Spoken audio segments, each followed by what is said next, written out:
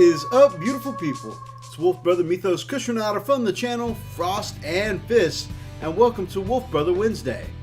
So, with our Wolfbrother Wednesday, going straight into a hobby update. What has the Wolfbrother been up to this week? And honestly, I have been busy. I've been hustling and motivated. So I've been working on these Custodes, or Custodes. I've heard it both ways. And working on these Custodes, and I'm really excited. They're almost done. And all that's really left for me now to do is finishing the cape of the sergeant and finishing the basing, and then I'm pretty much done. Maybe a little touch-ups here and there, but I'm really excited how they're coming out so far. You'll also notice I've added some power weapon effects, and just Saturday I just decided, I've been intimidated by the airbrush for a long time, and my main man Freak is always nudging me, lovingly to, hey man, you should probably get some more experience with that airbrush. Have you tried your airbrush lately?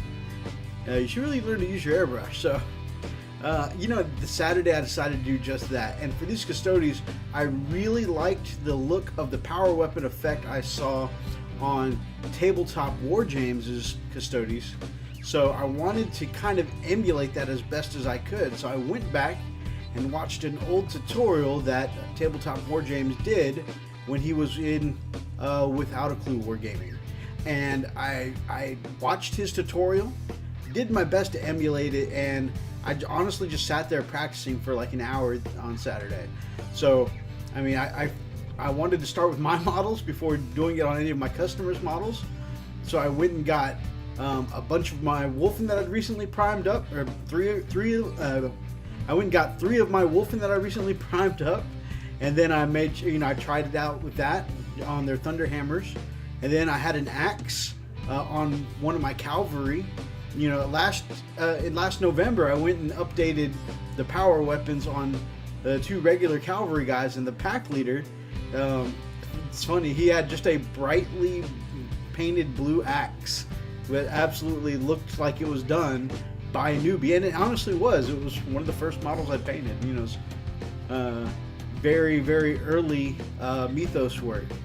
And I joke all the time when I pull my cavalry out and show them to people that I have some really cool looking power weapon effects on the 2 regular cavalry guys, but their leader has such a Lego looking paint job on his axe, and I'm like, I really want to update that someday. And so I took the opportunity Saturday to try out doing the power weapon effect on his axe, and I really pleased with the way it came out. And then I went from the axe onto a couple of Death Watch miniatures that that belong to a client, and I tried on their power swords and their lightning claws, and then I went from there onto the Custodes, and I practiced on there. So all in all, I think all the power weapons came out looking pretty good. I've still got a long ways to go. They don't nowhere near as good as the man TableTop WarJames himself, but I'm really, really, really pleased with the way mine came out. Especially my first attempt. I normally hand paint my power weapon effects, but for my first attempt, I think these look really good. I'm not sure, and the really cool thing is that I'm going to be able to add this, to my my catalog of things that I can show people wanting my work. Hey, I can give you power weapons this way. I can give you power weapons this way, and I can let people pick from that in the future. So it's cool to add to my skill set, and I'm quite chuffed with the way it's looking. So that's my painting update. Like I said, I'm so close to finishing with the Custodes, and I've got some Primaris Minotaurs coming up to do next, and I've also got just 5 Death Watch guys from a veteran squad to do, which I plan on, they're already painted with black armor. They've already got power weapon effects. I'm pretty sure I can finish those up in an afternoon. So that'll probably be something I'll be working on soon. Like I said, the Minotaurs are coming up. I'm really excited to do that, and that'll be something I'll be working on soon. So I've got plenty more coming on my bench, plenty more to paint, and I'm just really, really loving this Terran High Lords army that I'm working on right now. So that's the painting side. Game side. You guys saw, well, Freak and I put up a quick little video running down my list and my thoughts as I was going into the game with, with Tau 7th Edition. And you guys know I was very apprehensive about it because I've only beaten Tau one time before. And so it was definitely something I knew was going to be challenging. And it was the 7th Edition game. I hadn't quite gotten to an 8th Edition game yet.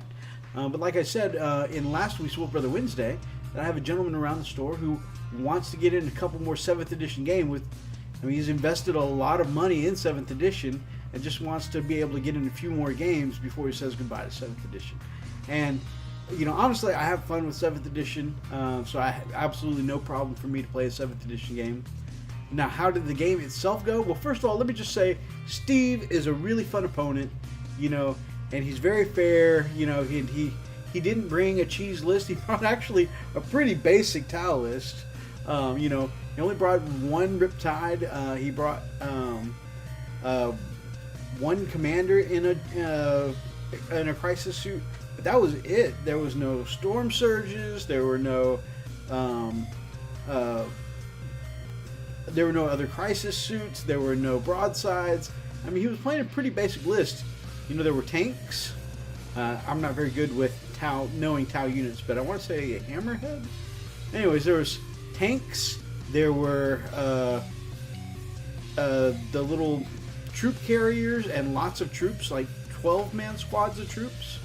There was gun drones, but overall, honestly, not a cheesy list. It was just more tank heavy than anything else. It was cool. There was one really long, one with one hover tank with a really long barrel, like a huge ass gun, and then another one with a couple of plasma guns up on top. Those Tau tanks can definitely lay down some firepower, but it was cool because it was good to see a list that just wasn't pure Tau cheese. Did that help me any? Absolutely not. I got my teeth kicked in against a basic Tau list. That's how bad I am against playing against Tau. Now, I had a great time because, like I said, Steve was a great guy to hang out with, and he's the nicest guy you could hang out with when you're playing with him.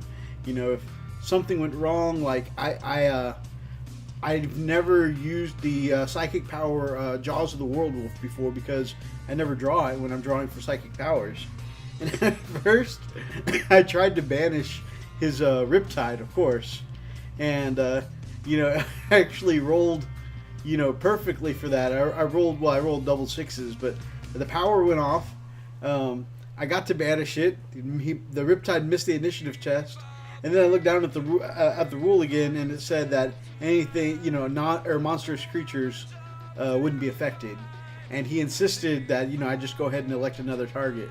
I was just going to let it go because it was my fault for missing it. But, that's just the kind of guy he is that, when you're playing with him, he wants you to have the best opportunity against him. He doesn't care, if it puts you in a better strategic advantage or whatever. He just wants to make sure you're having a good time. So, Steve was a pleasure to play against. But, man, if you could see the look on my face after a while, I do not like getting my teeth kicked in by the Tau. I did so badly. Let me tell you guys how badly I did.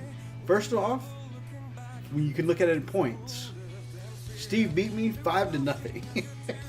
Nothing. Zilch. Zip. I am horrible.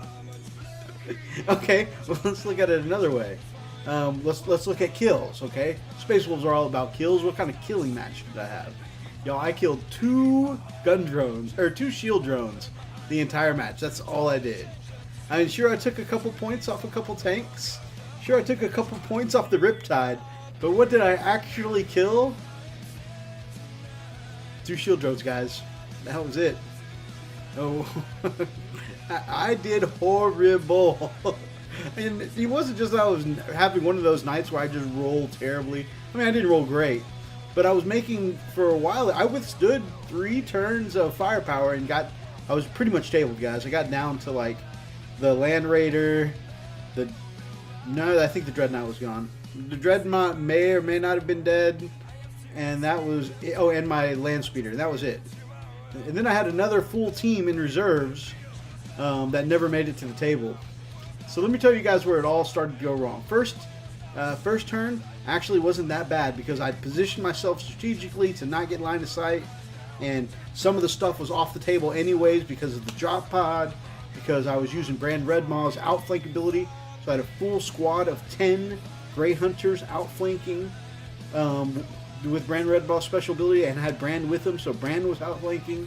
I had a lot of points off the table, and that probably hurt me that I had a lot of points off the table, but I just wanted to try a new strategy. It didn't work out. But having them off the table first turn was good. He didn't have much for Steve to be able to shoot at. And so I didn't lose very much, maybe a couple points here and there off a few people. Then I came down in the drop pod, my turn. Of course, Terminators couldn't do much. You know, I shot my Cyclone missile and took a point off the tank. Dreadnought glass cannoned the Riptide and took off a point. You know, I killed 2 of the shield drones in the shooting phase. But of course, 7th edition, they couldn't charge, so they're sitting there for a minute. I cast off a Psychic Power. I think the Psychic Power killed off one of the shield drones. So I did some, you know, I did some stuff, but I was positioning myself because my drop pod came down with 3 shield hand hammer Terminators and my Rune Priest with a Krakenbone sword. So I just needed them to touch something and just annihilate them, you know, but things didn't quite go that way. Anyways, so I brought them down. I had my my forces kind of start to maneuver a little bit. Oh, but actually, I'm already lying. No, the stuff started to go wrong when Steve got one shot through on my cavalry with the gun drone. Now, if you don't know, gun drones have a special ability. Their ammo causes pinning checks. So one shot gets through on me, and I roll an 11 for my pinning check. So guess what I had first turn? I had cavalry that could not charge. Yep. Ah, man. And I would have definitely been able to make it to where he'd repositioned one of his tanks, or very likely could have, unless I just rolled terribly with fleet. But I would have been able to make it to one of those transports and start wrecking, but my cavalry were pinned first turn. Now, my cavalry were spec'd all melee, so they were just sitting there useless for an entire turn. My Land Raider moved up. It did some shooting. Coincidentally, there were tank tracks all over half of the board, but we were just doing it for a thematic look. And Steve, being a great terrain maker, actually made those tank traps years ago. So we were just being able to use his pieces of terrain that he donated to the store, and make a table that looked cool and looked nice. My big old Land Raider had trouble maneuvering around because there were tank traps everywhere. So that kind of impeded my Wolfen getting out, or getting very close. But that's neither here nor there. I was able to kind of, sort of, finagle my way around it. But the Land Raider got off some decent shots. I think it killed the other shield drone. But that was my that turn 1. So already not looking good. I had cavalry that couldn't charge. Okay, then of course came the Tau firepower, and Tau did what it do. They did a ton of shooting. Half my Terminators got wiped out. My cavalry, I took, because the shots came in from different angles with all the different Tau shooting. I took, wounds on different members of my cavalry, so there was wounds spread out because different people were closer and from different angles. But so I had some spread out damage on the cavalry, some damage on the Dreadnought first turn, and like I said, half of the Terminator squad got wiped out. It was a little tough, but I was thinking, okay, well, this isn't too bad. Okay, if I have a good round next round, I can really turn this around. So that's when things went from, like, I think I can turn this around. I think I can make, I think my strategy is going to work out here. Because I was forcing him to make decisions, and I could see it in the plays. Should I go after this? Should I go after this? with the cavalry on the left side, the Terminators in the middle, the Wolfen all the way on the right, and the ability for Brand Redmaw's squad to outflank, with all that. And I loaded them all out, with plasma, as much plasma as I could load them out with, and Brand, and a pack leader in Terminator armor. So, I had some very cool killing power coming on from the board edge. Okay, just needed a 3-up. That's all I needed. Rolled a 2 for Brand Redmaw and his entourage to come on. So there's a whole turn of all those points still off the table. So that went badly. Okay, well I'm like, all right, well all in, and then of course I missed my psychic powers. Now first turn I had cast, I got double 6s, so he was already down to 1 health. Anyways, missed the psychic powers because he denied the first one with a 1/6, and then the second one I just missed completely. All right. Did some shooting, nothing panned out. I did a couple more wounds on a tank. I did a couple more wounds on the Riptide. And then it came time to charge, and I was like, I got the Wolfen out of the Land Raider. Okay, and then I got the move the Terminators over. Now, of course, the charging distance was a little bit bigger because that half of them had died, but it wasn't bad. I only had a 5-inch charge to make out of 12. That's not bad at all. And of course, I had my cavalry move up. My cavalry was only a 6-inch charge, 5-inch charge for the Terminators and the Rune Priest, and an 8-inch charge for the Wolfen with rerolls. Not bad at all. So I have the Wolfen because I had there are 8 of them, and I have 4 or 5 of them with shields out front. I let them make the first charge so they could soak up the Overwatch, and they did. They had their storm shields out front. It soaked up damage. It was good. Rolled an 8.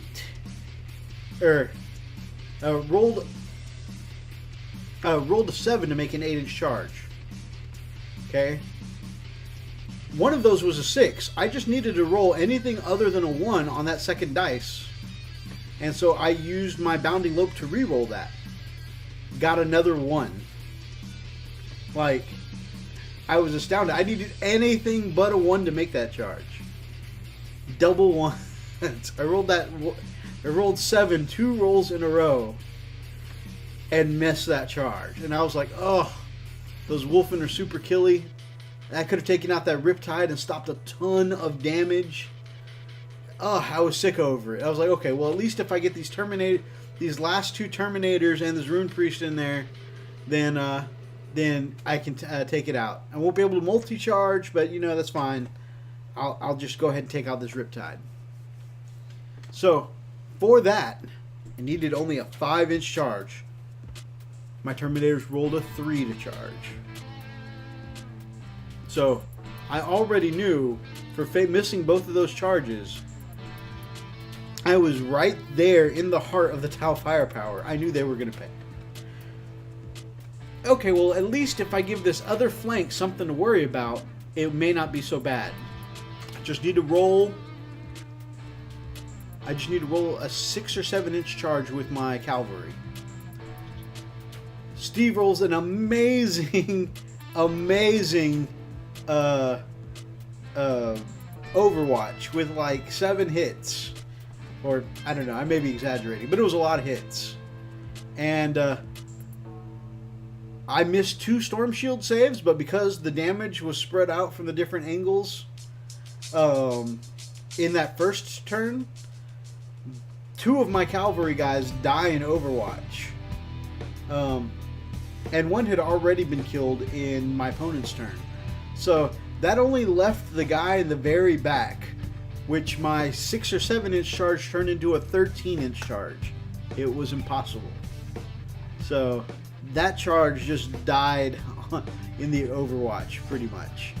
So now I had 3 impotent squads that were sitting there doing nothing. Literally nothing. I just sat there for my turn, is what I did. So, and got shot. So yeah, there went my turn 2. Turn 3, everybody got shot to pieces. That was all she wrote. All I had left was the land speeder, maybe the dread, and my land raider. It's pretty solid. Oh, of course, everything that did make it to the table is still waiting in orbit, I guess. So yeah, I was pretty soundly, and after that we called it a night because, you know, the store was closing at that point. But my point is that there would have been no need to go on because I was pretty much tabled turn 3. It was definitely tough. Of course, like I said, I made a lot of saving throws and armor saves throughout the match. However, it was just the sheer weight of firepower that the Tau have that eventually I rolled some bad armor saves. Where I really rolled poorly was not seizing the not seizing the initiative, not getting my outflank troops in, and failing 3 charges. Oh, and then my last thing is that the other squad that didn't get wiped out was the big Wolfen squad with their feel no pain and their 3-up storm shield saves. They actually had only lost 1 guy the entire match. However, the 1 guy that they lost was another gun drone. And guess what I rolled on leadership for that pinning check? Another 11. So even if we had gone on into my turn, I had 7 Wolfen that couldn't charge. Disgusting. Guys, my luck Friday night was pretty bad. So yeah, I missed every key play I possibly could have made. It was pretty majestic, actually.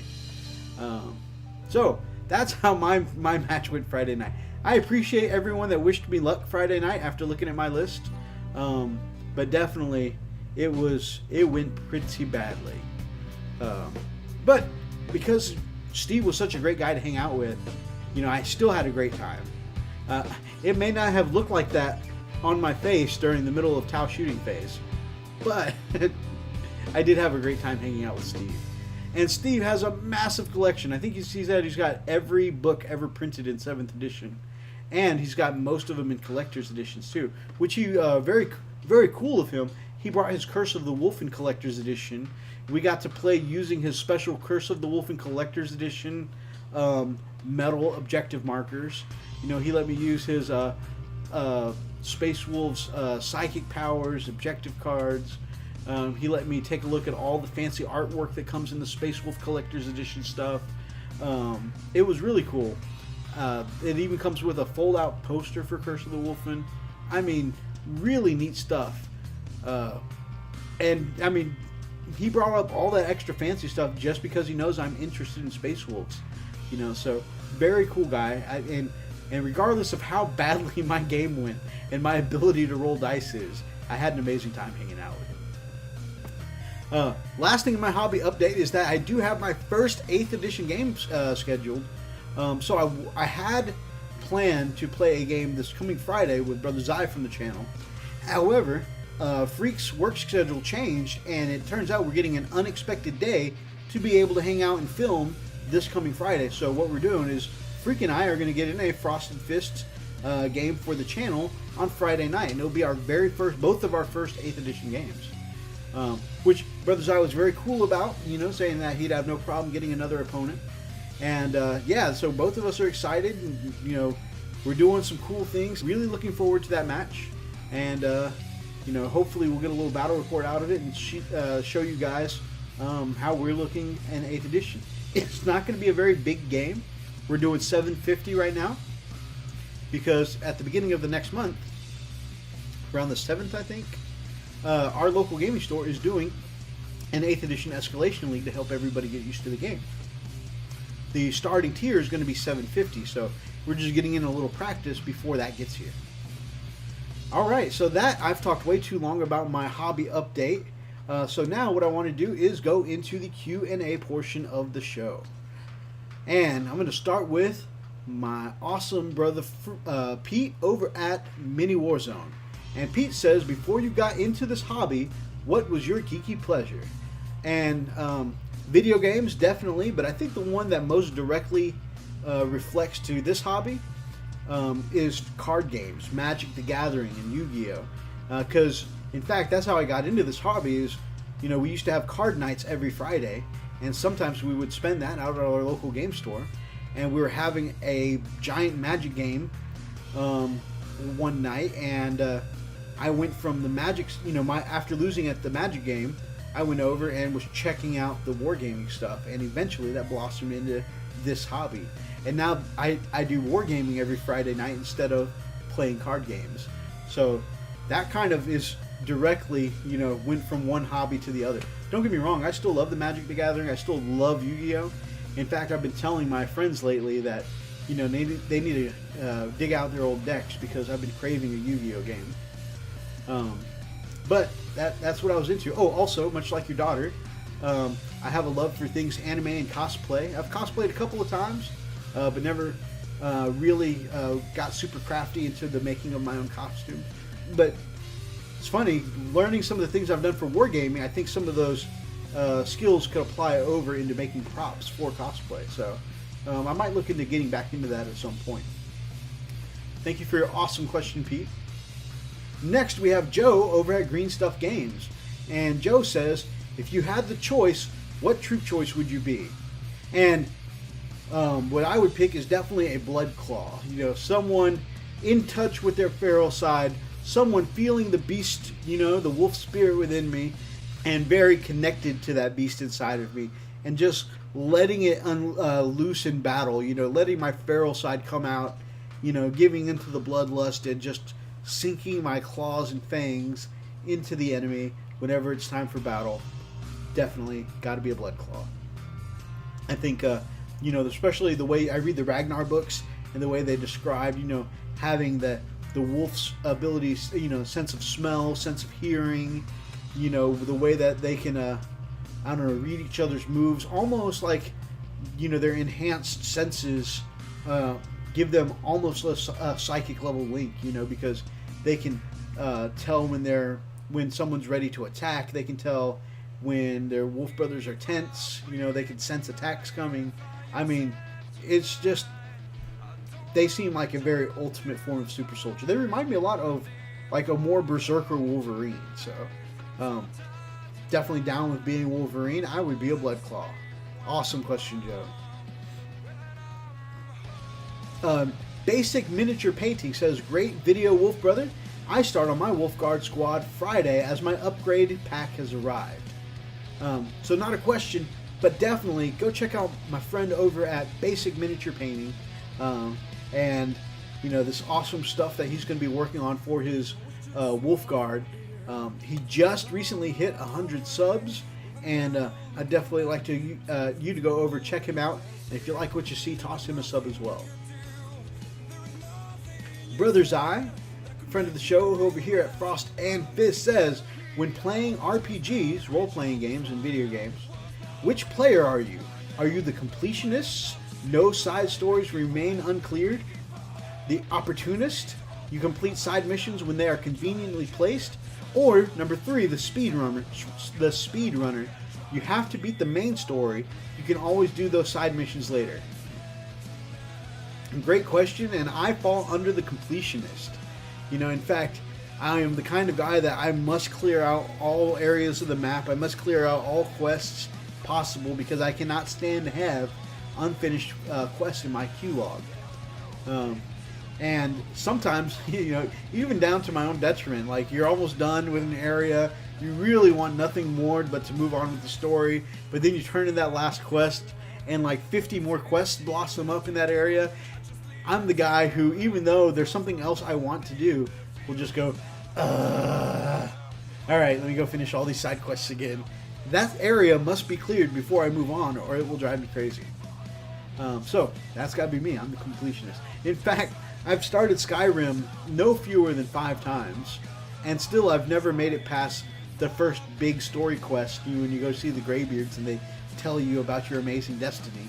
Nope, never been past that, because there's so much to do in the all-expansive world of Skyrim that I will go off and start doing side quests and do that for months and then move on to another game. And I'll have lost interest somewhere, but I never actually did the main game. All side quests. Side quests everywhere. Great questions, I. My brother Steve over at Who Took My Dice Miniature Wargaming says, what is the one thing, unit, artifact, special rule, etc. you want in the new Wolves Codex? I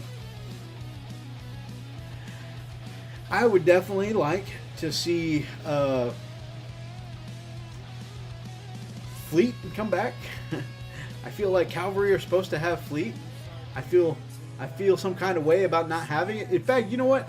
Let's just go ahead and say I would like Primaris Cavalry in the next edition, because with what they've done to my cavalry in 8th edition, I don't even feel like they're that good.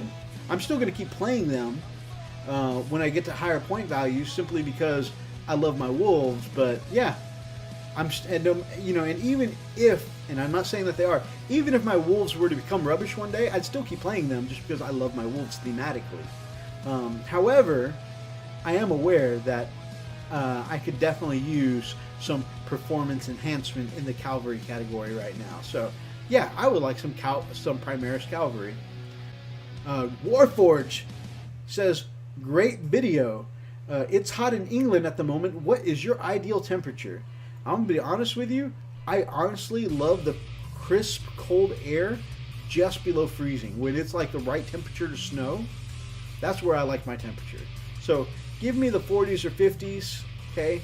I will definitely take that kind of weather any day. I like, actually, like I don't, because I'm hot-natured, I don't normally need a jacket when other people need a jacket, but I like weather that is cool enough that actually makes me need a jacket, or makes it comfortable for me to wear a jacket. When I lived in North Carolina, when we actually had, 4 seasons, I had a collection of coats. I like wearing trench coats. I had motorcycle jackets, leather jackets, business jackets. I had, sports coats and everything. I even rocked the Don Johnson look for a little while, having suit coats with brightly colored t-shirts underneath. I did that for a while. So yeah, I it when it's cool.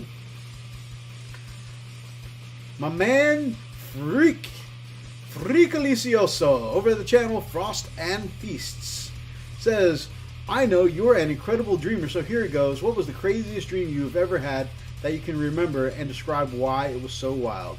This is one of my favorite ones to tell. I had a dream, literally, where I was Batman. And it happened Batman Beyond style. I was helping an old man with his groceries and helped him in.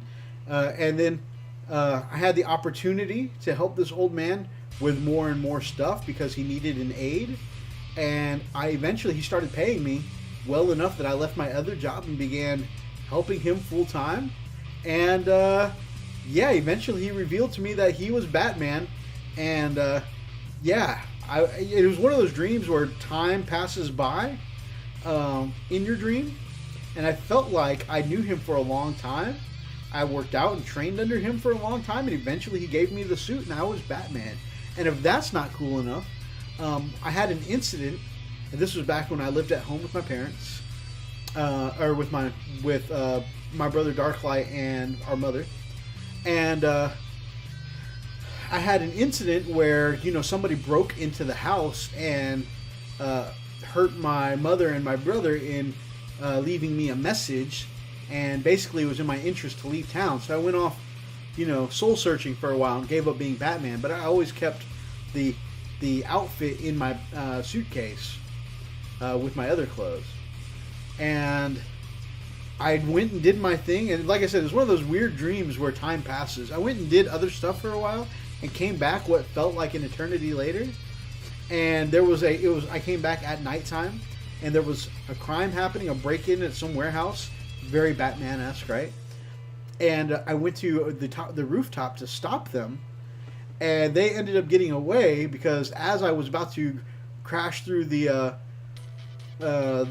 rooftop sky window to attack them, this dark shape crashes into me, and I was in the black and gray Fox Batman suit, This dark shape crashes into me. And it is an all-black man suit with not even the face showing. It was like all ninja-esque. And the only thing that had any color was a red Batman symbol. And the whoever I was fighting was like superhumanly fast. Like I had more skill, but they were super fast and super strong. And eventually, we just brawled it out and ended up rolling across the rooftop, beating on each other. And yeah, so eventually my cowl gets pulled back, and I heard a voice say "Mythos," and I'm like, "Razzie?" And the other Batman pulls off their cowl, and it's Darklight. It's my man Darklight Dreamer.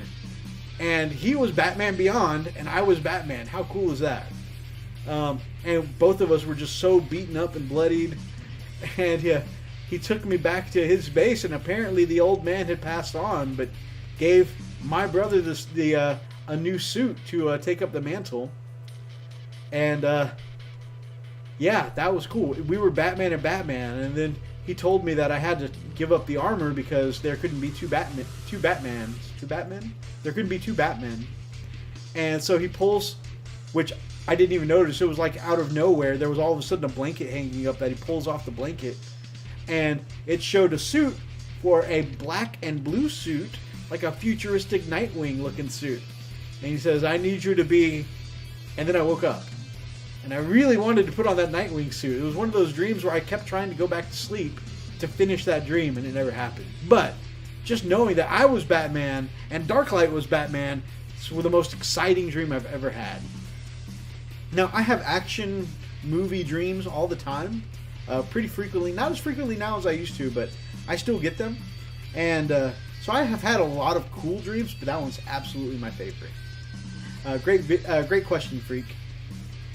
Mini WarMutt says, "What is your big turnoff when playing 40k against an opponent you don't know? Is it their attitude, their personality, etc.?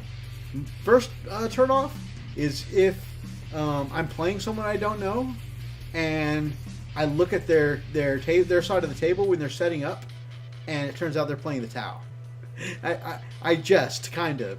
What also turns me off when playing against opponents is, most people I know in the community that are in wargaming are like really, really cool people. Really great guys. However, every once in a while you get the condescending wargamer who is just like, all your choices, your army choices, your list choices all suck. Your favorite unit in your army sucks. You as a player suck. Those condescending people who just everything you say and do is wrong. Those are the guys that really, I hate. That turns me off as an opponent. Great question, Brian, my man. IDICBeer 40k says, "Will you ever do an army that doesn't involve anything wolfy about it, with looks and rules, etc.?" The answer's probably no, because I am the Wolfbrother. I love wolves. I've loved wolves for a long, long, long, long time. And now that I've done Space Wolves, I'm bitten by the bug. Like, I want to make everything wolfy now. So I've even started looking at ways that where I want to move into the playstyle of another army, looking for ways that I can wolf them out. For instance, I'm really, really excited in the Gene Stealer cult right now. Or I've been since they came out, because they've got really cool rules for assaulting from, reserves, popping in, popping out, that whole appearing and disappearing into the shadows thing. I like that, and they seem pretty badass in combat. But just more than anything, their playstyle looks fun. But I don't want to play them as Gene Stealer Cult. Whereas Gene Stealer Cult are different stages of people in their Gene Stealer mutation, the different stages of mutation. What I would like to base a Gene Stealer Cult army around is people in the different stages of lycanthropy. People werewolfing out and having the big honcho. I think I can't remember what they're called, like a Gene Stealer Prime or whatever the big dude is. Having him be like a fully wolfed out werewolf. Maybe the original werewolf that bit people in this Imperial Guard army and started them, changing. That I think that would be fun to do. But Will I ever do one that's just completely non-wolf related whatsoever? I don't think so. I'm looking at wolfing out some Stormcast Eternals for Age of Sigmar. I'm looking at wolfing out some Genestealer Cults. And I've already talked about, you know, having the opportunity to wolf out some White Scars too. So I don't know. It's my thing. It's my thing. I'm liking the theme, and visually it looks cool to me. It appeals to me. So I think there will always be a little Wolfbrother in whatever I do. But great question, Nick. And then my last question of the night is Sam over at WarGamerOnline, and he says, up to now, what has been your favorite character in the background of Warhammer and why? So, I definitely have to say Ragnar has been an amazing character because I'm reading the novel series right now, and I'm just about done with the 4th book in his in the Ragnar series. Also, one of Ragnar's companions. I'm still in the book, so if something bad happens with this character, don't tell me. But Torin, you know, the very smooth space wolf, and Rhaegar the Mighty, very cool characters. I like them from the lore. But overall, my absolute favorite character is going to be Bran Red Maw. Simply, you know, the Red Maw is ferocious in battle, you know, willing to stand up even to Logan Grimnar when he feels like the orders he's been given don't make sense, you know. I think that Bran is a really badass choice as well. The ability to lose himself to his beast inside of him and completely wolf out, you know, not even as a half transformed wolfen, but no, into a full on werewolf. I think that's pretty badass as well. And I love the imagery, you know, that so a lot of the space wolves, they get renamed after they're reborn as space wolves. You know, they take up a different last name. Ragnar is named Ragnar Blackmane for the pelt of a black wolf he kills in his initiation.